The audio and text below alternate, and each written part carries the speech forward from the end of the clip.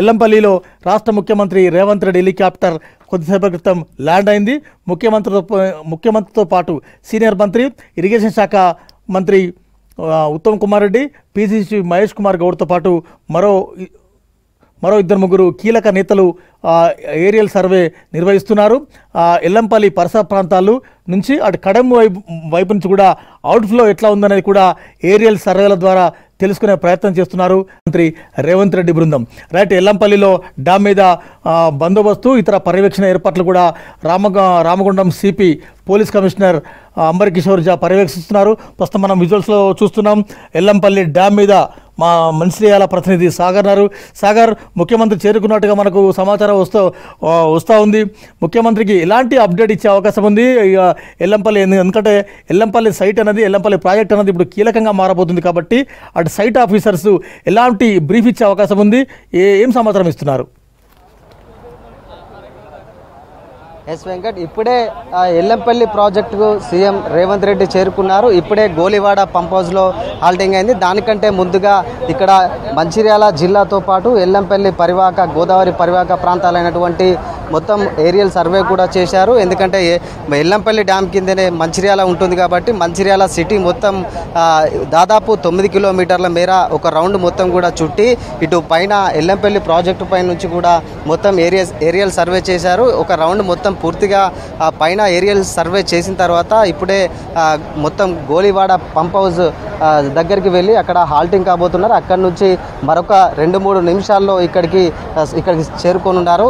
ఈ నేపథ్యంలో పోలీసులు ఇటు అధికారులు మొత్తం కూడా ఇక్కడ మొత్తం అలర్ట్గానైతే ఉన్నారు. ప్రస్తుతం మనం చూడొచ్చు ఎల్లంపల్లి అధికారులు, ఇటు ఎస్సీలు, సిఈలు అందరూ, అదేవిధంగా పోలీసులు అందరూ కూడా ఇక్కడ ప్రత్యేకించి అన్ని ఏర్పాట్లు కూడా చేశారు. ముఖ్యంగా మంచిర్యాల జిల్లాలో భారీ వర్షాలకు ఇటు చెన్నూరు, కోటపల్లి మండలాల్లో కూడా చాలా గ్రామాల్లో పంట నష్టం వాటిల్లింది. అదేవిధంగా మంచిర్యాల జిల్లాలో కూడా ఎప్పటి నుంచో ఇటు మంచిర్యాల, చెన్నూరు నియోజకవర్గాల్లో ముఖ్యంగా ఎల్లంపల్లి ప్రాజెక్టు ప్రతి వరదలు వచ్చినప్పుడల్లా కొంతమేర మునిగి పంట నష్టం వాటిల్లుతుంది. కొన్ని ప్రభావిత ప్రాంతాల్లో కూడా మునిగిపోయే అవకాశం ఉన్న నేపథ్యంలో గతంలో నుంచి ఇటు స్థానిక చెన్నూరు మంత్రి వివేక్ వెంకటస్వామి కూడా గోదావరికి ఆనుకొని ఏదైతే కరకట్టలు నిర్మించాలనే ఒక ప్రతిపాదన ఉంది. ఆ ప్రతిపాదన కూడా సీఎం రేవంత్ రెడ్డి కూడా పలుసార్లు కూడా చర్చించారు.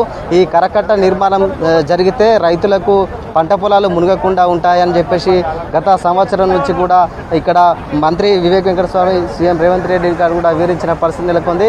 ప్రతి సంవత్సరం వర్షాకాలం వచ్చినప్పుడల్లా కూడా దాదాపు చాలా ఏరియాల్లో కోటపల్లి, చెన్నూరు ఇట ఏరియాల మండలాల్లో కూడా ప్రతిసారి భారీగా పంట నష్టం వాటిల్లేది.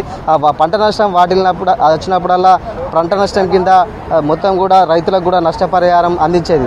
ఇట్లా ఓవరాల్గా ఇటు ఎల్లంపల్లి డ్యామ్ కిందకి వచ్చేసరికి ఇటు మంచిర్యాల జిల్లా ప్రాంతంలో కూడా గతంలో చాలా ఇండ్ల మునిగాయి.